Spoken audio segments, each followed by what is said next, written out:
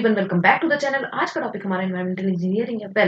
जिस तरीके से गवर्नमेंट एनवायरमेंट के ऊपर बहुत ज़्यादा ध्यान दे रही है, वैसे ही बहुत सारे एग्जाम्स में एनवायरमेंट का weightage day by day increase होता जा रहा है। अगर हम बात करते हैं तो ये सारे एग्जाम जैसे एसजेवीएन हो गया, एसएससी जेई हो गया या डिफरेंट डिफरेंट जेईई के एग्जाम हो गए, उन सबके लिए बेनिफिशियल है ये लेक्चर। हम इसमें क्या करेंगे कि टॉपिक को डिस्कस करेंगे और फिर उसी दिन उसी के संग डिफरेंट एग्जाम में जितने पीवाईक्यू पूछे गए हैं हम उनको सॉल्व करेंगे। स्टार्ट करते हैं एनवायरमेंटल इंजीनियरिंग के संग। सबसे पहली बात अगर हम बात करते हैं पॉपुलेशन फोरकास्टिंग के बारे में पढ़ेंगे। अगर हम बात करते हैं एनवायरमेंटल इंजीनियरिंग की, तो हमारा मेन ऑब्जेक्टिव क्या है? तो हमारा ऑब्जेक्टिव है टू प्रिवेंट एनवायरमेंट। एनवायरमेंट किससे प्रिवेंट करना है? हमें प्रिवेंट करना है हमें ह्यूमन एक्टिविटीज से, क्योंकि हम इंडस्ट्रियलाइजेशन डेवलपमेंट के नाम पे एनवायरमेंट को बहुत ज्यादा हार्म करते हैं। तो किस तरीके से हम अपनी एक्टिविटीज को करें कि हमारे एनवायरमेंट पे इतना ज्यादा हार्म ना हो, हमें बेसिकली इसी के बारे में डिस्कस करना है। अब इसमें हमारा बहुत सारा चीज आ जाएगा, एयर पोल्यूशन आ जाएगा, नॉइज पोल्यूशन आ जाएगा, वाटर पोल्यूशन आ जाता है, फिर वाटर ट्रीटमेंट आ जाएगा। तो अगर हम बात करें कि हमें ट्रीटमेंट प्रोवाइड करना है, तो सबसे पहली बात हमें ये देखना पड़ेगा कि क्या स्टेप्स हैं वाटर ट्रीटमेंट को प्रोवाइड करने के। तो सबसे पहला अगर स्टेप देखें तो स्टेप है हमारा sources, conveyance, water treatment plant and distribution and community. अगर हम बात करते हैं तो हमारा सबसे पहला पॉइंट मुद्दा क्या है कि हमें वाटर प्रोवाइड करना है। तो वाटर प्रोवाइड करना है, तो वाटर प्रोवाइड करने के लिए हमें पता होना चाहिए कि हमें कितने लोगों को प्रोवाइड करना है। तो हमें अपनी कम्युनिटी का आइडिया होना चाहिए कि कितना वाटर प्रोवाइड करना है। तो इससे हमारे अब दो टॉपिक निकल के आते हैं, यहाँ से हमारा दो टॉपिक निकल के आएगा। एक तो हमें पता होना चाहिए कि कितने कम्युनिटी को प्रोवाइड करना है, मतलब हमें पॉपुलेशन पता होनी चाहिए। और वो भी हमें आज की पॉपुलेशन नहीं पता होनी चाहिए। हमें वाटर ट्रीटमेंट प्लांट डिजाइन करना है और उसको पूरा ले डाउन करके एक पेपर से लेके एक रियल लाइफ में लाने में टाइम लगेगा। और फिर हम चाहेंगे कि हमने इतना कॉस्ट को इन्वेस्ट करके, टाइम को इन्वेस्ट करके अगर हमने वाटर ट्रीटमेंट प्लांट लगाया है, तो फ्यूचर जनरेशन एटलीस्ट उसे यूज तो कर पाए। तो हमें पॉपुलेशन किस कब की चाहिए? फ्यूचर की चाहिए। इसी वजह से एक चैप्टर हमारा बन जाता है पॉपुलेशन फोरकास्टिंग। तो हम यहाँ से एक चैप्टर हम पढ़ेंगे पॉपुलेशन फोरकास्टिंग के। हमें पता तो चलना चाहिए कि हमें फ्यूचर में कितने कितने पॉपुलेशन के लिए इसे डिजाइन करना है। वहीं पे अगर हम बात करते हैं तो यहाँ से हमें ये पता चल के पॉपुलेशन फोरकास्टिंग, फिर हमें पता चलना चाहिए कि कितनी इनकी वाटर डिमांड है। तो एक ये चैप्टर हो जाएगा, हमें ये पढ़ना है कि इन लोगों की डिमांड कितनी है हर जगह, इंडस्ट्री में, डोमेस्टिक पर्पज से, इंडस्ट्रियलाइजेशन से, एजुकेशनल पर्पज से, इंस्टीट्यूशन पर्पज से, या फिर फायर डिमांड, ये सब कितनी डिमांड है। तो कम्युनिटी से एक और टॉपिक निकल के आता है वाटर डिमांड। खुद में ये दोनों एक अपने अपने एक टॉपिक है। फिर जब हमें पता चल गया कि इतनी वाटर डिमांड को हमें सप्लाई करना है, हमें इतनी वाटर डिमांड फुलफिल करनी है, तो हम एक सोर्स की तरफ जाएंगे। हमें एक सोर्स ढूंढना पड़ेगा। तो सोर्स ढूंढेंगे, फिर वो सोर्स भी हमारे दो तरीके के होते हैं। एक होता है हमारा सरफेस सोर्स, जिसमें हमारा रिवर्स, पॉन्ड ये आ गया। एक हो जाता है हमारा सब सरफेस फोर्स, जो सरफेस के नीचे है। तो सब सरफेस फोर्स आ गया और एक सरफेस सोर्स आ गया। तो हमारा इन दोनों को भी फाइंड करना पड़ेगा कि हमें सोर्स फाइंड करना है। तो ये भी एक खुद में एक चैप्टर हो गया। फिर अगर हम बात करते हैं तो हमने कन्वेंस की, डैम, रिजर्वायर, ये सब हम देखेंगे। फिर अब हमें सबसे पहली बात की हमारा वाटर ट्रीटमेंट प्लांट बनेगा कि हमें क्या क्या ट्रीट करना है। तो कुछ पर्टिकुलर अमाउंट के पॉल्यूटेंट्स होंगे हमारे, जो वाटर हम सोर्स से लेके आए हैं, फिर उसको हम एक एक्सेप्टेबल और रिजेक्शन लिमिट के अंदर लेके आएंगे कि हम आराम से उसको कम्युनिटी को डिस्ट्रीब्यूट कर सकते हैं। तो water treatment plant one of the most important water treatment plant ये टॉपिक रहने वाला है। फिर अब हमें उसे डिस्ट्रीब्यूट करना है, तो हम उसमें डिस्ट्रीब्यूशन सिस्टम के बारे में पढ़ेंगे, जिसमें हम ग्रिड मेथड पढ़ेंगे, इनके एडवांटेज, इनके डिसएडवांटेज, रेडियल मेथड पढ़ेंगे। फिर हम कौन कौन से वॉल्स यूज करते हैं, गूज नॉक के बारे में पढ़ेंगे, फेरियल पॉइंट के बारे में पढ़ेंगे। तो ये सब हमें डिस्ट्रीब्यूशन पॉइंट सिस्टम में पढ़ना है। तो ये एक तरीके से हम फिर कम्युनिटी को पहुंचा देंगे। तो इस तरीके से हमें पूरा ये रॉ वाटर डिस्ट्रीब्यूशन पढ़ना है। फिर उसके बाद हम वेस्ट वाटर पढ़ेंगे। तो सबसे पहले हमें रॉ वाटर का खत्म करना है। तो हम स्टार्ट करते हैं पॉपुलेशन फोरकास्टिंग के लिए। लेकिन अगर बात करें तो हमारे पास दो तरीके के वाटर हैं जिसे हमें ट्रीट कर सकते हैं। तो वो दो तरीके के वाटर हैं, एक है हमारा कंटेमिनेटेड वाटर, एक है हमारा पॉल्यूटेड वाटर। तो अब इन दोनों में ऐसा खास क्या अंतर है? तो बेसिकली अगर हम कंटेमिनेटेड वाटर की बात करें तो contaminated water contains heavy toxic metals. तो सबसे ज्यादा अगर टॉक्सिक मेटल्स देखे जाए तो हमें वो अपने ड्रिंकिंग पर्पज के लिए बिल्कुल जरूरत नहीं है। तो वो टॉक्सिक मेटल है उसके अंदर। अगर हम बात करते हैं क्या ये ट्रीट हो सकते हैं, इट कैन बी ट्रीटेड। तो यस, ये हम ट्रीट कर सकते हैं, but the treatment of cost is very high. जब हम चांद पे जा सकते हैं तो हम कंटेमिनेटेड वाटर को भी ट्रीट कर सकते हैं, बट जो इसकी कॉस्ट आती है वो बहुत ज़्यादा हाई होती है, क्योंकि इसकी साइंस और रिसर्च डेवलपमेंट में हमने बहुत पैसा इन्वेस्ट किया है। तो इसकी कॉस्ट ऑब्वियसली हाई हो जाएगी, हायर साइड चली जाएगी। अगर लेकिन हम बात करते हैं हम इसको क्यों यूज़ नहीं करते, हमें basically benefit upon cost ratio हमारा 1 से ज़्यादा होना चाहिए, कि जितना हमने कॉस्ट लगाया उससे ज़्यादा हमें बेनिफिट होना चाहिए। गवर्नमेंट वाटर को इतना ज़्यादा टैक्स लेके नहीं प्रोवाइड करती, इनफैक्ट कभी कभी टैक्स फ्री भी प्रोवाइड करती है। तो वो लोग चाहते हैं कि उतना कम इन्वेस्टमेंट हो, क्योंकि अगर वो बहुत ज़्यादा इन्वेस्ट करेंगे तो ऑब्वियसली वो लोग टैक्स चार्ज करेंगे। बट वाटर इज अ हमारा एसेंशियल रिक्वायरमेंट है बहुत सारे लोगों के लिए। तो मतलब टैक्स पे करना भी इतना ईजी नहीं है इंडिया में। लेकिन इसी वजह से हम कंटेमिनेटेड वाटर को सोर्स कम बनाते हैं। इन कम्पेयर टू हम पॉल्यूटेड वाटर की बात करें तो वो ऐसा क्या है, उसमें जैसे हम आगे पढ़ेंगे हार्डनेस, एल्कलिनिटी, ये सब जो सब्सटेंस होते हैं इनकी जो है एक पर्टिकुलर लिमिट में होना चाहिए। तो it should be in a particular limit. तो वो पर्टिकुलर लिमिट में होते हैं, उन्हें हमें एक्सेप्टेबल और रिजेक्शन लिमिट के बीच में लाना होता है। यस ऑब्वियसली जब हम कंटेमिनेटेड वाटर को ट्रीट कर सकते हैं तो ये भी आराम से हमारे ट्रीट हो सकते हैं, तो it can B also treated, polluted water भी हमारा ट्रीट हो सकता है। हाँ, यहाँ से हम ये बोल सकते हैं polluted water is a part of contaminated water, लेकिन वाइस वर्सा ट्रू नहीं है। वहीं पर हम एक एग्जाम्पल देख लेते हैं कंटेमिनेटेड वाटर और पॉल्यूटेड वाटर का। तो आपने ये देखा होगा, तो बेसिकली अगर हम इसकी बात करें तो ये तेलंगाना में, हमारा हैदराबाद सिटी में हुसैन सागर लेक है। तो यहाँ पे अगर हम बात करें तो यहाँ पे गवर्नमेंट इस वाटर को यूज नहीं करती है as a water treatment plant के लिए। वो लोग चाहते हैं इसे यूज करना, तो अब इस पे काम चल रहा है, बट लेकिन प्रीवियस डाटा कहता है कि यहाँ पे एक तो बहुत ज्यादा फॉल स्मेल आती थी, और यहाँ पे क्रोमियम का लेवल बहुत ज्यादा हाई था। तो क्रोमियम का लेवल बहुत ज्यादा हाई था, तो इसको यूज नहीं किया जाता इतना वाटर ट्रीटमेंट प्लांट में।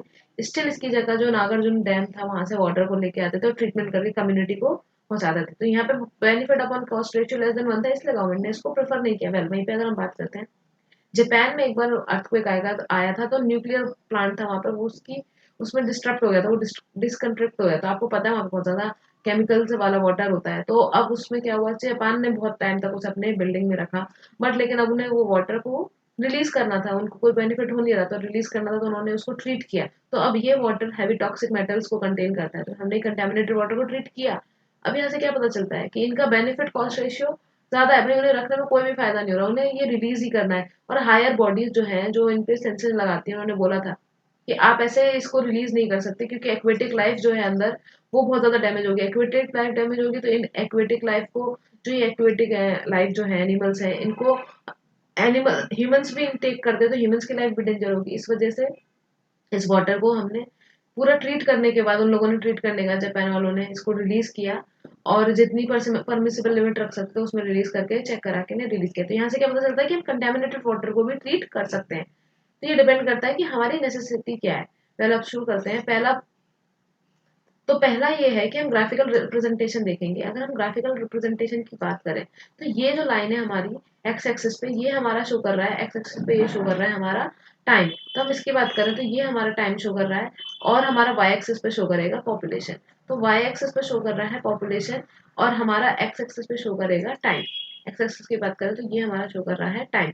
वेल, अब इस ग्राफ की बात करें तो ये ग्राफ हमारा शो कर रहा है rate of change of population with respect to time. मतलब स्लोप जो है हमारा, यहाँ का स्लोप जो है ये क्या शो कर रहा है, स्लोप शो कर रहा है हमारा DP by D T, rate of change of population with respect to time. तो डीपी बाई डी टी को शो कर रहा है। अगर हम बात करते हैं, तो जब मैं इसकी बात करूं, अगर मैं इसकी बात करूं, ये वाला फेज जो है हमारा, ये वाला फेज, तो ये ए डैश पॉइंट मान लेते हैं और ये ए पॉइंट मान लेते हैं। तो ए डैश से लेके ए पॉइंट के बीच में, तो बेसिकली इसे हम लैग फेज बोलते हैं। इसे लैग फेज क्यों बोलते हैं, क्योंकि एक तो इस वाले फेज में हमें पता ही नहीं चल रहा कि ये यहाँ पे मतलब इनकमिंग ज्यादा है कि आउटकमिंग ज्यादा है। तो हम इतना एक्सप्लेन नहीं कर पा रहे कि ये इंक्रीजिंग वे में जा रहा है या डिक्रीजिंग वे में जा रहा है, तो इसको बोलते हैं हम लैग फेज। फिर वहीं पे अगर हम बात करें तो ये पॉइंट है बी, फिर हम यहाँ पे दे देते हैं डी पॉइंट, और इसे दे देंगे हम ई पॉइंट। ठीक है, और यहाँ पे एक पॉइंट आएगा हमारा सी। ठीक है, अब इसको समझते हैं। तो बेसिकली अगर हम ए टू बी जाने की बात करें, ए टू बी की बात करें, तो ये जो फेज है इसमें मेरा डीपी बाई डी टी का रेट बहुत ज्यादा इंक्रीज कर रहा है, इंक्रीजिंग जा रहा है। मतलब the rate of population with respect to time is in the increasing rate. तो इसमें क्या है कि ये बेसिकली कौन सी होगी, हमारी डेवलपमेंट सिटी होगी जो डेवलप हो रही है, मतलब अभी रिसेंटली इसमें डेवलपमेंट हो रहा है, और यहाँ पर पॉपुलेशन बहुत ज्यादा तादाद से आ रही है। तो ये वाले केस में क्या होता है, इंक्रीजिंग फेज है ये हमारा। ये क्या है हमारा इंक्रीजिंग फेज। देखिए, इसका मतलब ये नहीं है कि किसी भी फेज में हमारी पॉपुलेशन घट रही है, नो। पॉपुलेशन का रेट की बात कर रहे हैं हम। सबसे पहले आपको समझना पड़ेगा हम किसकी बात कर रहे हैं, हम रेट की बात कर रहे हैं। तो रेट इंक्रीज होगा या रेट डिक्रीज होगा, जिसको भी हम एक एग्जाम्पल से भी समझेंगे। लेकिन अभी यहाँ पे देखिए, डीपी बाई डी का रेट इंक्रीज कर रहा है, मतलब इंक्रीजिंग रेट से हम पॉपुलेशन आ रही है। तो ये बेसिकली कौन सी सिटीज में होगा, जो न्यू सिटीज होंगी जहाँ पर अभी डेवलपमेंट चल रहा है, डेवलपमेंट स्टार्ट हो गया है, और लोगों को पता है कि जैसे कि नया रायपुर हो गया, न्यू रायपुर है, तो यहाँ पर डेवलपमेंट बहुत अच्छे से चल रहा है। अब और भी बहुत सिटीज जैसे गुजरात की सर तरफ है, या फिर हमारा डिफरेंट डिफरेंट सिटीज जहाँ पे बहुत ज्यादा डेवलपमेंट चल रहा है। अब उन्हें पता है कि आगे चल के इनकी जो वैल्यू है, जो प्लॉट्स की वैल्यू, वो और ज्यादा हाई हो जाएगी, तो लोग उस तरफ मतलब शिफ्ट कर रहे हैं। तो इंक्रीजिंग रेट से इंक्रीज हो रहा है, और हमारा न्यू सिटीज में ये वाला मेथड यूज करेंगे, जिसके लिए हम यूज करेंगे जीआई मेथड, जिसे बोलेंगे ग्रोथ इंक्रीज मेथड। वहीं पे अगर हम बात करते हैं बी टू डी में, तो आप देखोगे कि बी टू डी में बहुत स्ट्रेट लाइन, मतलब कांस्टेंट रेट से इंक्रीज हो रहा है। जैसे डीपी बाई डी जो है हमारा, it is becoming very constant, मतलब कांस्टेंट रेट से इंक्रीज हो रहा है। इंक्रीज तो हो रहा है लेकिन इसकी तरह नहीं, इसमें तो बहुत ज्यादा स्पीड से इंक्रीज हो रही थी पॉपुलेशन ए टू बी में, लेकिन बी टू डी में हमारा कांस्टेंट रेट से इंक्रीज हो रहा है। मतलब इसमें अब क्या है, ये ओल्ड सिटी हो चुकी है। और यहाँ पर हम क्या करते हैं, कांस्टेंट रेट से इंक्रीज हो रहा है, तो ये हमारी कौन सी सिटी हो चुकी है, ओल्ड सिटी हो चुकी है।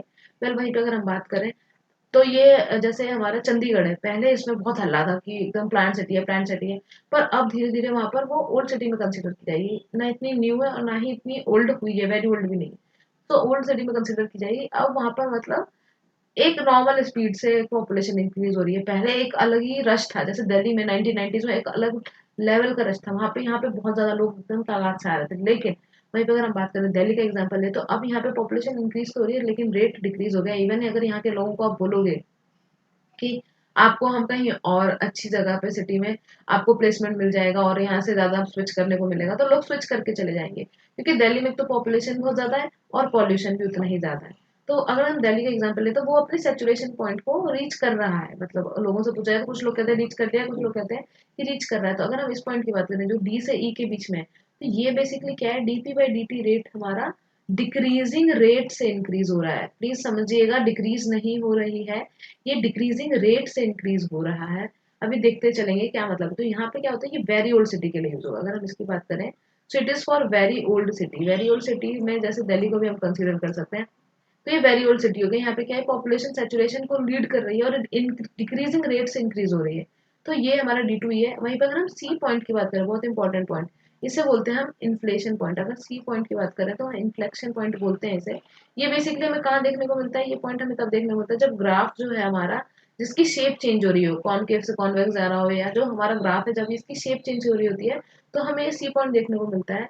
अगर हम इसमें बात करते हैं, तो यहाँ पे आप देखोगे ए टू बी में इंक्रीजिंग रेट से, बी टू डी में हमारा कांस्टेंट रेट से, और सी टू डी में, ओ डी टू ई में हमारा सैचुरेशन जा रहा है, वेरी ओल्ड सिटी है, तो वहां पर हमारा किस रेट से हो रहा है, डिक्रीजिंग रेट से इंक्रीज हो रही है। सी हमारा इन्फ्लेशन पॉइंट है। ये हमने स्लोप समझा है। ये डायग्राम अगर आप याद रखेंगे तो आपको बहुत सारे क्वेश्चन सॉल्व हो सकते हैं आराम से, और हम आगे ही इस डायग्राम को ब्रेक कर करके समझते हुए चलेंगे। तो अब यहाँ पे हम एग्जांपल लेते हैं कि ये रेट में किस तरीके से है। लेकिन मान लेते हैं, सपोज हमने एग्जांपल ले लिया 1991 ले लिया, मतलब मान लो टाइम टाइम पीरियड हमने ले लिया T1, T2, T3, और ये सब में मतलब मान लो ये 1 ईयर है, इवन 1 ईयर का, जैसे 1990 हो गया, फिर 1991 हो गया, या फिर 1992 हो गया, इस तरीके से ले लेते हैं। तो मान लो यहाँ पे पॉपुलेशन आई हमारी 45,000, यहाँ इतनी पॉपुलेशन थी, फिर हमारी आई एकदम से 55,000, फिर हमारा आया यहाँ पर 58,000, फिर हमारी आई 60,000। तो अब आप देखोगे कि सारे सीन में हमारे जो हमारी पॉपुलेशन है वो इंक्रीज कर रही है, लेकिन आप रेट में डिफरेंस देखिए। यहाँ पे हमारा रेट क्या है, यहाँ पे कितना चेंज आया है हर एक साल में, मतलब यहाँ पे हमारा 10,000 पॉपुलेशन एक बार में इंक्रीज की है। यहाँ पे आप देखोगे तो 3,000 इंक्रीज हुई है पॉपुलेशन, और यहाँ देखो तो बस 2,000 इंक्रीज हुई। तो इसका मतलब ये नहीं है कि पॉपुलेशन इंक्रीज नहीं हो रही, but we are talking about rate. यहाँ पे रेट की बात की जा रही है, तो आप रेट देखो तो ये रेट बिल्कुल इंक्रीजिंग रेट से बढ़ रहा था, फिर इस तरीके से रेट हमारा डिक्रीज हो रहा है। तो मैं इसकी बात कर रही हूँ, तो पॉपुलेशन हर केस में इंक्रीज हो रही है, पॉपुलेशन हर केस में इंक्रीज हो रही है। लेकिन अगर हम बात करें यहाँ पर, तो यहाँ डिक्रीज हो रही है, यहाँ पे कांस्टेंट रेट से इंक्रीज हो रही है, और यहाँ पर एक अलग ही इंक्रीजिंग रेट से इंक्रीज हो रही है। ये डायग्राम आप अपनी कॉपी में खुद से बनाइएगा, बहुत आपको मजा आएगा और टॉपिक भी समझ में आएगा। वहीं पे अगर हम बात करें कि पॉपुलेशन चेंज किन किन रीजंस की वजह से देखा जाता है, तो ये क्वेश्चन हम इसलिए डिस्कस करेंगे कि एक प्रीवियस ईयर क्वेश्चन आपको इस टॉपिक पर मिलेगा देखने को। तो अगर हम बात करते हैं पॉपुलेशन चेंज की, तो पॉपुलेशन चेंज का रीजन क्या हो सकता है। सबसे पहली बात, बर्थ। तो जो जो नॉर्मल लोग हमारे बर्थ ले रहे हैं उसकी वजह से पॉपुलेशन इंक्रीज होगी, उसी रेट से डेथ है। लेकिन अब हमने साइंस में इतना ज्यादा डेवलपमेंट कर लिया है कि रेट का, डेथ का रेट हमने बर्थ के कंपेयर में डिक्रीज कर दिया है, तो डेथ रेट है। और migration, migration is very important. अगर हम माइग्रेशन की एंगल से बात करें, तो माइग्रेशन क्या है, migration can be inward, inward direction में भी माइग्रेशन हो सकता है, माइग्रेशन कैन बी इनवर्ड, और माइग्रेशन आउटवर्ड भी होता है कि सिटी के अंदर भी लोग बहुत सारे आ रहे हैं और सिटी से बाहर भी बहुत सारे आ रहे हैं। तो ये पॉपुलेशन में चेंज देखने के लिए मिलेगा। और अगर यही क्वेश्चन पूछा जाए कि वाटर के डिमांड में भी किस वजह से चेंज देखने को मिल रहा है, तो भाई जिस हिसाब से पॉपुलेशन चेंज करेगी उसी हिसाब से वाटर डिमांड देखने को मिलेगा। तो दोनों के ही रीजन, बर्थ में अगर बर्थ, डेथ और माइग्रेशन, तो ये हमारे पॉपुलेशन चेंज की वजह से रीजन है। वेल अगर हम बात करते हैं तो सबसे पहले मेथड की तरफ चलते हैं जो है हमारा अर्थमेटिक इंक्रीज मेथड। अगर हम अर्थमेटिक इंक्रीज मेथड की बात करें तो उस वाले ग्राफ की तरफ चलते हैं। ये कौन सा मेथड में किस किस वाले एंगल में यूज किया जाएगा, तो ये जो हमने कांस्टेंट वाला पोर्शन लिया था, अगर हम इसकी बात करें तो ये जो हमने कांस्टेंट वाला पोर्शन लिया था ना, जिसमें हमने ओल्ड सिटी की बात की थी और रेट हमारा कांस्टेंट रेट से इंक्रीज कर रहा है। ये स्ट्रेट लाइन है, ऑलमोस्ट ये स्ट्रेट लाइन है, आप देख सकते हैं स्ट्रेट लाइन है। तो इसमें क्या मतलब है, इसका मतलब क्या है कि डीपी बाई डी का जो है हमारा डीपी बाई डी जो है डीपी बाई डी जो है वो कांस्टेंट है, मतलब dp1/dt, फिर dp2/dt2, इस तरीके से dp2 dp3/dt। ये हमारा कांस्टेंट है, कांस्टेंट रेट से हमारी इंक्रीमेंट देखने को मिल रही है पॉपुलेशन में। ठीक है, अगर हम बात करते हैं स्ट्रेट लाइन है, ये स्लोप है ये। तो इसका जो फॉर्मूला होता है बहुत ईजी है, आप समझ लीजिए। One of the most important, मतलब अगर हम बात करें मेथड की बात इसलिए कही जाती है क्योंकि अगर इस मेथड को देखा जाए तो ये बहुत सारे ए के एग्जाम, अब तो कैलकुलेशन भी कैलकुलेटर भी अलाउड हो गया है, तो एसएससी जेई मेंस के लिए भी इंपॉर्टेंट है और एई के एग्जाम्स में तो पूछा जाता है। अभी क्वेश्चन देखेंगे तो आपको पता चल जाएगा। तो ईएससी में पूछा गया है, एई के एग्जाम्स में पूछा गया है, एसएससी जेई मेंस में भी पूछ सकते हैं, तो यस, तो इंपॉर्टेंट क्वेश्चन है। तो अगर हम बात करें अरिथमेटिक इंक्रीज मेथड की, तो इसमें अब देखिए फॉर्मूला होता है हमारा P N is equals to P naught plus N X bar. Well वहीं पे अगर हम एक्स बार की बात करते हैं तो एक्स बार किसको डिनोट कर रहा है, एक्स बार डिनोट करता है हमारा एवरेज को। अगर हम बात करें average in increase in population difference, तो एक्स बार को आप नोट करिए, क्या बोलेंगे इसको, average in increase in population difference. जो पॉपुलेशन में हमें डिफरेंस, मतलब अभी हम डिफरेंस निकालते हैं ना, डीपी डीपी क्या है, P1 माइनस P2 ऐसे करके जो हम माइनस करते हैं, तो पॉपुलेशन डिफरेंस इसका जो एवरेज हम निकालेंगे यही हमारा एक्स बार है। तो जैसे कि अगर हम बात करें एक्स बार क्या है, एवरेज है। एवरेज क्या होता है, हम डिफरेंस निकालेंगे, जो टोटल हम डिफरेंस निकालेंगे उसको ऐड करेंगे और नंबर ऑफ आइटम से उसको डिवाइड कर देंगे, ये भी हम समझेंगे बिल्कुल अभी। तो अगर हम बात करें पी नॉट क्या है, एन क्या है यहाँ पर, नंबर ऑफ डिकेड। अगर मैं एन की बात करूँ तो यहाँ पे हम डिकेड में सॉल्व करते हैं, तो नंबर ऑफ डिकेड हमारा हो जाएगा एन। और पी नॉट की बात करें तो जिस लास्ट ईयर की पॉपुलेशन है, वो जो लास्ट ईयर का पॉपुलेशन है जिसको आप काउंट करना चाह रहे हो, लास्ट ईयर की जो पॉपुलेशन है जिससे आप अगले नेक्स्ट डिकेड को या उससे भी नेक्स्ट डिकेड को काउंट करोगे, ये वो पॉपुलेशन को हम लेंगे, तो लास्ट ईयर की पॉपुलेशन। और जिस नंबर ऑफ डिकेड के लिए आप निकाल रहे हैं ये हमारा पी एन हो जाएगा, जिस नंबर ऑफ डिकेड के लिए आप निकाल रहे हैं तो पी एन हो जाएगा। तो वेरी इंपॉर्टेंट फॉर्मूला, ये आप बिल्कुल नोट कर लीजिए, it is very important formula है, अर्थमेटिक इंक्रीज मेथड का फॉर्मूला है। पहले हम इसी के बेसिस पर क्वेश्चन को करेंगे। तो नेक्स्ट क्वेश्चन की तरफ चलते हैं, पहला क्वेश्चन देखते हैं, इसी से रिलेटेड हम पहला क्वेश्चन देखेंगे। अर्थमेटिक इंक्रीज मेथड देख लिया, अब उस पर रिलेटेड क्वेश्चन देख लेते हैं। ईएससी का क्वेश्चन है, ईएससी 2014 में पूछा गया है, तो इंपॉर्टेंट हो गया हमारे सारे एई लेवल के एग्जाम के लिए और मेंस के एग्जाम के लिए। तो देखते हैं क्वेश्चन क्या कह रहा है। Population level over 5 decades of a small town is given. तो ये हमें जो है पूरी 5 डिकेड की हमें एक स्मॉल टाउन की पॉपुलेशन लेवल गिवन है, हमको फाइंड करना था population of the town in the year 2020 में, हमें पॉपुलेशन फाइंड करनी है by estimated by arithmetic increase method. तो अर्थमेटिक इंक्रीज मेथड इन्होंने लिख के दिया है। सपोज कभी कभी नहीं लिख के देते, ओल्ड सिटी लिख देते, या फिर आप अगर कोई मेथड लिख के नहीं दिया तो आपकी चॉइस है। वेल ये लोग मेथड लिख के देते हैं, तो अर्थमेटिक इंक्रीज मेथड से हमें ये सॉल्व करना है। तो सबसे पहली बात अगर हम बात करें तो फॉर्मूला क्या कहता है, फॉर्मूले की तरफ चलते हैं। फॉर्मूला बोलता है, फॉर्मूला कहता है कि मैं हूँ पी एन, फॉर्मूला बोल रहा है, कलर चेंज कर लेते हैं, डार्क, यस। तो वो बोलता है कि पी एन जिस भी डिकेड के लिए आपको निकालना है is equal to P naught plus N X bar. ठीक है, सबसे पहली बात हम यहाँ पे डाटा फिट करते चलते हैं, तो पी नॉट हम इसे मानेंगे, तो यहाँ से हमें 2020 के लिए निकालना है। तो 2020 10 ईयर हो गए, 2020 मतलब नंबर ऑफ डिकेट्स कितने हो गए 2, तो एन की वैल्यू यहाँ पे हो गई हमारी 2। पी नॉट की वैल्यू कितनी हो जाएगी हमारी 490,000,000,000,000। तो ये हमारी पी नॉट की वैल्यू हो गई। हमें पी एन की वैल्यू निकालनी है, तो उसके लिए मुझे एक्स बार फाइंड करना पड़ेगा। तो सबसे पहले हम क्या निकालेंगे, डिफरेंस, क्योंकि एक्स बार क्या है, एवरेज ऑफ पॉपुलेशन डिफरेंस। तो डिफरेंस फाइंड करते हैं। अगर हम डिफरेंस की बात करें तो इसको माइनस करेंगे तो ये हमारा आएगा 280 में से 250 माइनस करेंगे तो आ जाएगा 30,000, 30,000 आएगा। फिर अगर हम 340 में से 280 माइनस करेंगे तो ये आएगा 340 माइनस 20, तो 60 आना चाहिए, तो 60,000। फिर 420 में से हम 340 माइनस करेंगे, तो अगर 440 होता तो लैक हो जाता, तो ये हो जाएगा 80,000, तो ये हो जाएगा हमारा 80,000। और ये हाँ हमारा आएगा 70,000 इजी। तो ये हमारा डिफरेंस है 70,000। तो ये हमारा डिफरेंस आ गया। अब इनका जो सम करेंगे, एक्स बार क्या होता है, किसी का भी एवरेज निकालना तो ऊपर क्या आएगा, टोटल। टोटल जो डिफरेंस आया, टोटल ऑफ डिफरेंस, हम टोटल ऑफ डिफरेंस हम न्यूमरेटर में लेंगे और नीचे हम ले लेंगे नंबर ऑफ आइटम, जितने भी नंबर ऑफ ईयर्स है, नंबर ऑफ आइटम्स लिख लेते हैं। ठीक है, ये हमारा एक्स बार हो जाएगा, तो एक्स बार की वैल्यू निकालते हैं, तो ये हो जाएगा हमारा 30,000 प्लस 60,000 प्लस 80,000 प्लस 70, तो 70 प्लस 30 हो जाएगा हमारा 1 लाख, तो ये हो जाएगा हमारा 240। तो इट विल बिकम 240,000। ठीक है, तो 2,40,000। तो अब अगर हम नीचे नंबर ऑफ आइटम देखें तो 1 2 3 4, आपको देखो ये ईयर्स को नहीं लेना, अपने डिफरेंस कितने के लिए 1 2 3 4, जब इन्हीं का सब निकाल रहे हो तो इन्हीं के लिए लेंगे हम, नंबर ऑफ आइटम्स हो जाएंगे हमारे 4, इसको जब हम डिवाइड करेंगे तो ये बेसिकली हमारा 4 से 24 जाता है 60 टाइम्स, 6 टाइम्स, तो ये चला जाएगा मेरा 60, और यहाँ आ जाएगा 3 0, सो 60,000 विल बी द एक्स बार, ये मेरा एक्स बार की वैल्यू निकल के आ गई, बस अब कुछ नहीं करना है। तो अगर मैं एक्स बार की वैल्यू निकल के आ गई है तो मुझे यहाँ पे पुट करना है, तो पी नॉट और यहाँ पे एन की वैल्यू हो जाएगी 2, तो पी नॉट को पी नॉट ही ले लेते हैं अभी, एन की वैल्यू होगी 2, और यहाँ पे हम पुट करेंगे 60,000 का मल्टीप्लाई कर लेंगे, तो बेसिकली हो जाएगा मेरा 490, जो मेरी पी नॉट की जो वैल्यू आई है, इसमें मुझे कितना ऐड करना पड़ेगा, 120 ऐड करना पड़ेगा, 1000 सॉरी, जब इसे ऐड करेंगे तो 0 0 0 0 0 0 4 0, ये 11 हो जाएगा, 1 कैरी 61, तो बेसिकली मेरा आ रहा है 61।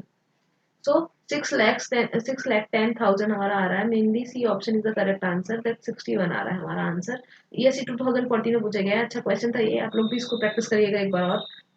वेल, एक और क्वेश्चन देखते हैं कि हमारा ए के एग्जाम में किस तरीके से क्वेश्चन पूछा गया, तो ए के एग्जाम में का भी एक क्वेश्चन है हमारे पास, जो कि ये रहा।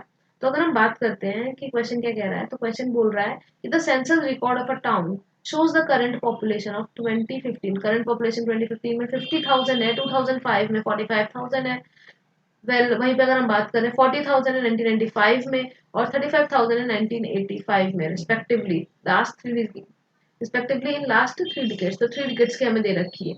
अब वो बोल रहा है if a water supply scheme is to be design for next 2 decades, मतलब एन की वैल्यू मुझे यहाँ से पता चल चुकी है, मैं एन की वैल्यू लिखना चाहूँ तो मुझे एन की वैल्यू मिल गई है 2, तो एन की वैल्यू है हमारी 2, ठीक है। What should be the population that should be taken account into arithmetic increase method, very important, उन्होंने लिख के दिया है कि हमें अर्थमेटिक इंक्रीज मेथड से सॉल्व करना है, क्योंकि पीसीएल ए में ये क्वेश्चन पूछा गया है। तो चलिए करते हैं, पहले तो फॉर्मूला लिखते हैं, क्या कह रहा है फॉर्मूला, फॉर्मूला कहता है P N is equal to P naught plus N X bar, ठीक है। अगर हम 1985 की बात करें तो 1985 में हमें लिखा हुआ है 35,000, देन फिर हमें लिखा है 1995 में 40,000, अब देखो कि 5,500 का इन्होंने डिफरेंस लिया है, तो नेक्स्ट वाले में भी हमारा 45,000, फिर हमारा क्या हो जाएगा 50,000। अगर आप चाहो तो बिना फॉर्मूले के भी कर सकते हो, तो आपको यहाँ से ये तो पता चल जाएगा अर्थमेटिक कांस्टेंट वाला method and arithmetic increase method का मतलब हमारा जो डीपी बाई dt है किस तरीके से करेगा, कांस्टेंट रेट से इंक्रीज करेगा, कांस्टेंट रेट आपको यही देखने से पता चल रही है 5,000, यहाँ भी 5,000, तो इसका मतलब क्या है कि ये मेरे नेक्स्ट वाला भी नेक्स्ट 2 डिकेड भी 5,000 से बढ़ेगी, तो पहले नेक्स्ट अगले नेक्स्ट डिकेड को अलग कलर से दिखाते हैं, तो उसका क्या हो जाएगा हमारा, वो हो जाएगा अगर उसमें मैं 5,000 प्लस करूँ तो 55,000 हो जाएगा, और उसके अगली डिकेड भी क्या हो जाएगी मेरी 60,000। और आप चाहो तो फॉर्मूले से भी कर सकते हो, क्योंकि ये 2 बार हमारा क्या आएगा, यहाँ से क्या आएगा, यहाँ पे 50,000 50,000 5,000 आया था, इन तीनों को प्लस करोगे 15,000 हो जाएगा, इन तीनों को प्लस करो 15,000 हो जाएगा, और नंबर ऑफ डिफरेंस कितने 1 2 3 3 से डिवाइड करोगे तो फिर से 5,000 ही आ जाएगा, 5,000 आ जाएगा यहाँ से। फॉर्मूले की जरूरत वैसे है नहीं बिल्कुल भी, क्योंकि हमारा कॉमन सेंस से भी हो रहा है, पर 5,000 आ जाएगा, ठीक है। अब हमने एक्स की बार की वैल्यू निकाल ली, 5,000 आ गया, बस इसमें इसमें पुट कर देंगे, नंबर ऑफ डिकेड हमारा 2 है, तो 5,000 में अगर मैं 5,000 है और उसको 2 से मल्टीप्लाई करूंगी तो वो कितना बन जाएगा, अगर मैं उसकी बात करूँ तो उसको 2 से मल्टीप्लाई करेंगे तो 10,000 बन जाएगा, 10,000 बन गया, और उसमें पी नॉट की वैल्यू कितनी आई थी हमारी लास्ट वाले डिकेड में, ये 50,000, उसमें 10,000 ऐड करेंगे तो फिर से हमारा आंसर क्या आ जाएगा 60,000। तो आप किसी भी मेथड से कर सकते हैं, इट इज इजी मेथड, बस हमें मेथड समझना है किस तरीके से पूछ रहे हैं। तो ईएससी में जहाँ पर थोड़ा सा टाइम मिलेगा आपको ज्यादा, तो वैसे एसएससी जेईई मेंस में वैसे ही क्वेश्चन पूछे जाएंगे, कैसे मिलेगा तो आप आराम से सॉल्व कर सकते हैं।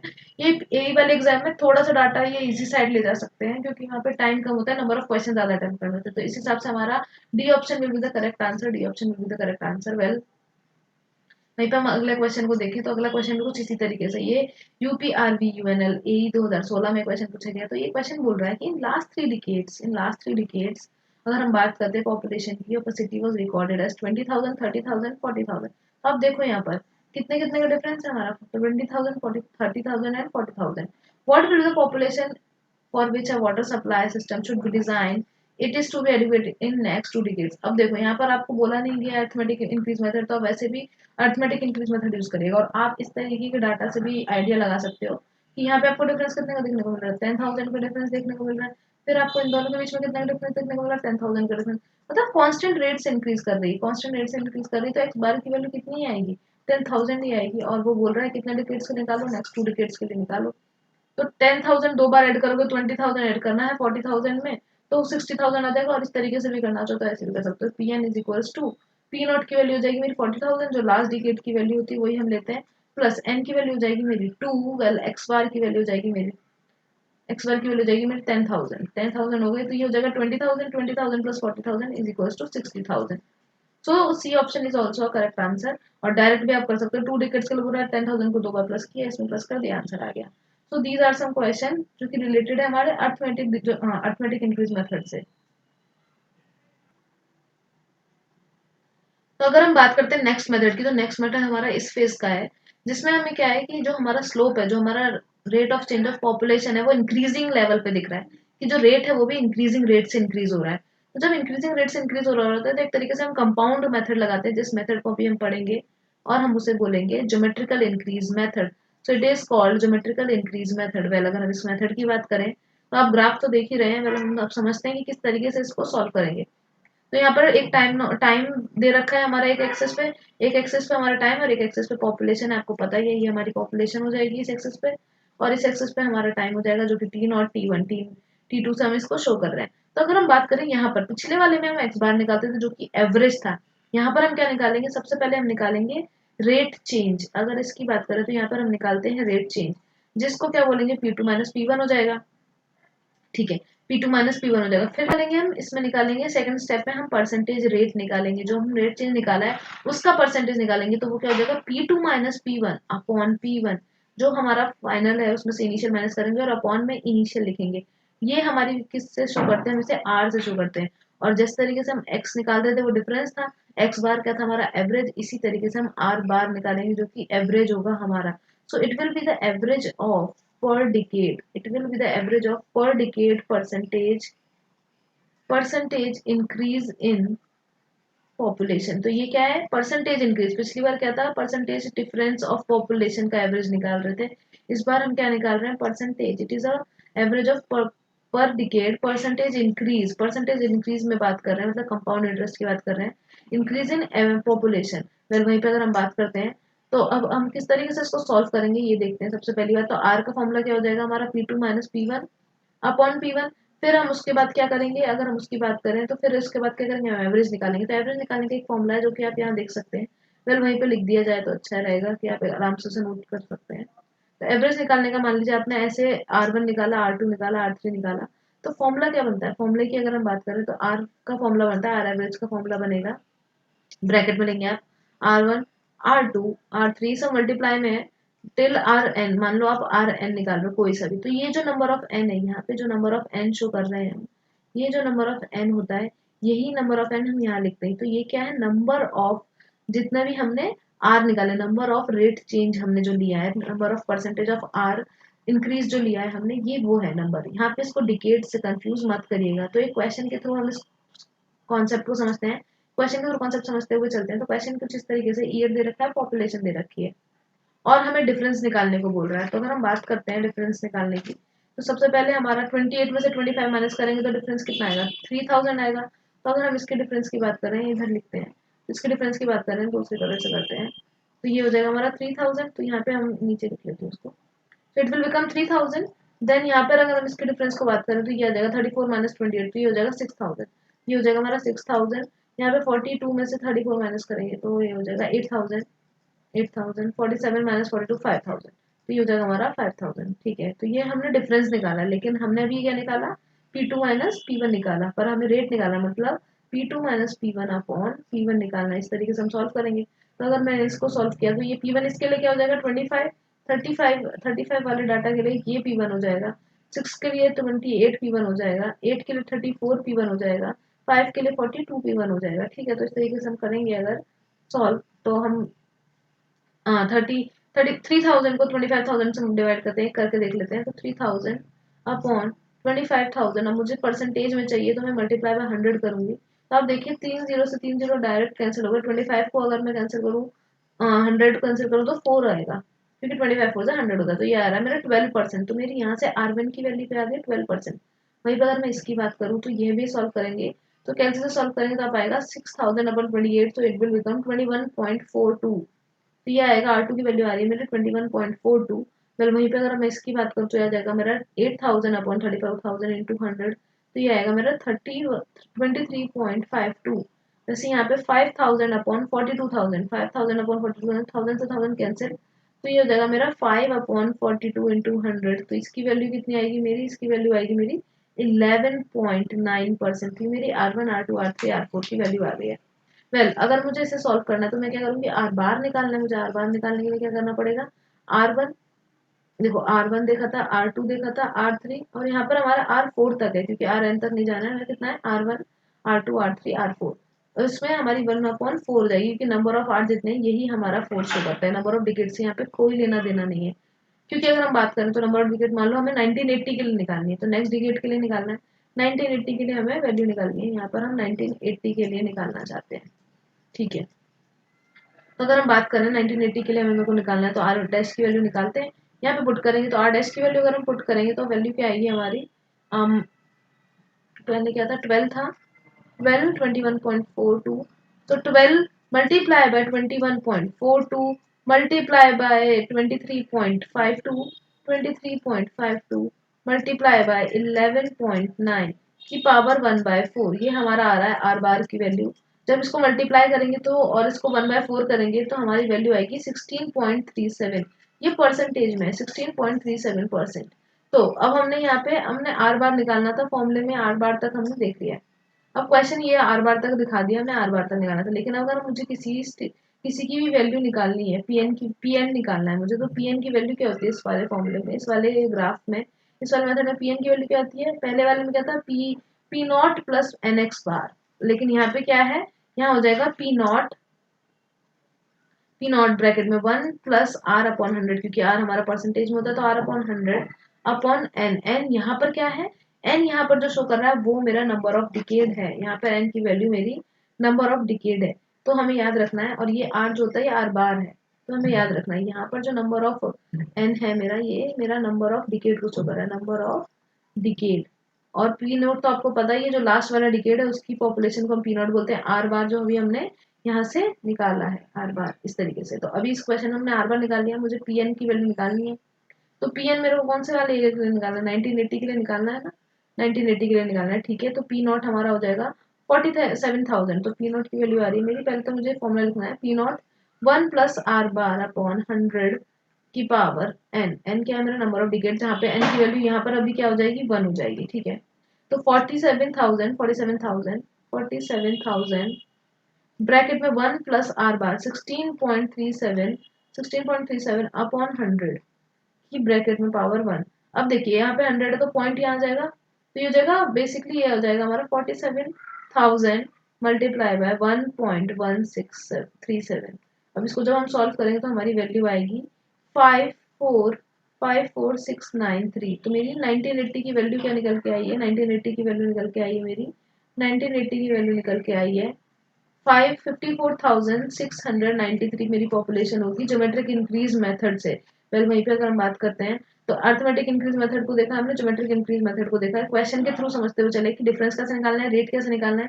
रेट के जब एवरेज निकालते हैं तो यहाँ पर हमारा नंबर होता है जितना रेट है हमारा, और यहाँ पे जो हमारा है वो नंबर ऑफ डिकेड होता है। इन दोनों बात में कोई कंफ्यूजन नहीं होना चाहिए। वेल एक क्वेश्चन था जिसको हम डिस्कस करते हैं। तो यहाँ पे क्वेश्चन था कि पॉपुलेशन में चेंज किसकी वजह से देखा जाता है, क्वेश्चन पूरा ठीक से कवर नहीं है। सो पॉपुलेशन एंड वाटर डिमांड में जो चेंज है वो किस वजह से देखा जाता है, अभी हमने डिस्कस किया था स्टार्टिंग में। तो अगर हम बात करें तो यहाँ पर हमारा मेथड आएगा, बेसिकली यहाँ पे पॉइंट्स आएंगे। एक तो बर्थ की वजह से, बिल्कुल डेथ की वजह से हमें देखने को मिलता है, और माइग्रेशन की वजह से। It can be inward and it can be outward. तो logistic growth and probabilistic growth, तो ये अलग तरीके के मेथड है। तो ये पूछ रहे हैं कि सिलेक्ट द करेक्ट आंसर। तो अगर हम बात करें 1 and 2, that means B will be the correct answer of this question. ESC 2003 में पूछा गया ये question, one of the important question है ये भी। एक और क्वेश्चन देखते हैं, एक और क्वेश्चन क्या कह रहा है, the future population is predicted on the basis of knowledge of city. तो बेसिकली वो बोल रहा है कि जो फ्यूचर पॉपुलेशन है, future population is predicted on the basis of knowledge of city, city की नॉलेज लेंगे एंड इट्स एनवायरमेंट। जैसे कि अभी हम दिल्ली की बात करें तो यहाँ पे एनवायरमेंट का तो बहुत ही बुरा हाल है। तो अगर हम बात करते हैं तो ये बोल रहा है, रीजन कह रहा है the future population depend on the trade. सही बात है, अगर वहाँ पर डेवलपमेंट ज्यादा है तो ट्रेड ज्यादा होगा, एक्सपेंशन ऑफ सिटी, वहाँ पे एक्सपेंशन होने वाला है, स्मार्ट सिटी बन रही है।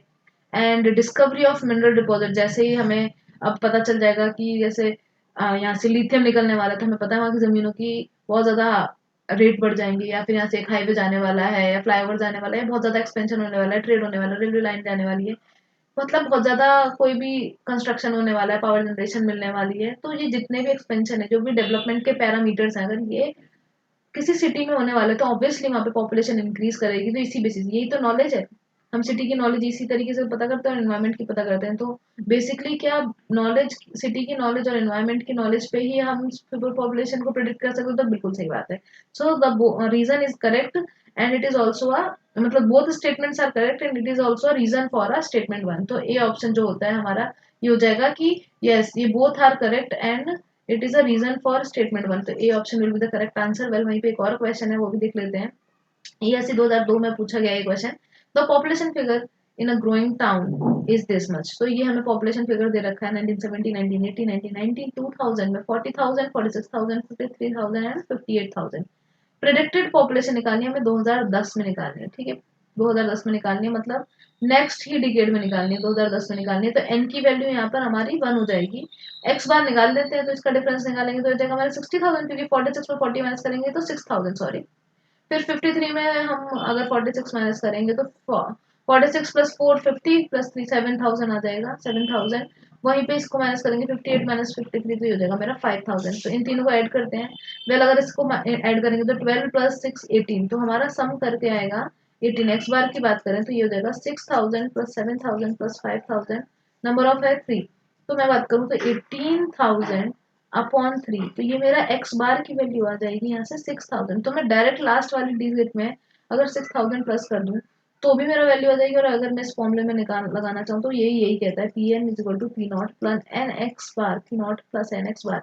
एन की वैल्यू अगर 1 है तो मुझे डायरेक्टली इसमें ऐड कर देना चाहिए। 58,000 में अगर मैंने 6,000 को ऐड कर दिया तो ये मेरा हो जाएगा 41 कैरी, सो 64,000 मेरा पॉपुलेशन होगी 2010 में। तो which option is the correct answer? C option will be the correct answer. ये सी 2002 में क्वेश्चन पूछा गया है। तो arithmetic increase method one of the most important method है। वेल हम नेक्स्ट लेक्चर में और आगे के क्वेश्चन और ये जो हमारा लॉजिस्टिक मेथड है इसको समझेंगे, और एक डिक्रीज मेथड है उसको समझेंगे और उन पर क्वेश्चन करेंगे। Well thank you so much, आपको यहाँ तक अगर मजा आया हो। और आप हमारे beyond degree channel Telegram group पे ज्वाइन कर सकते हैं इस लेक्चर की पीडीएफ के लिए भी, और वहाँ पे हम बहुत अच्छे क्वेश्चंस को डिस्कस करते हैं। Thank you so much.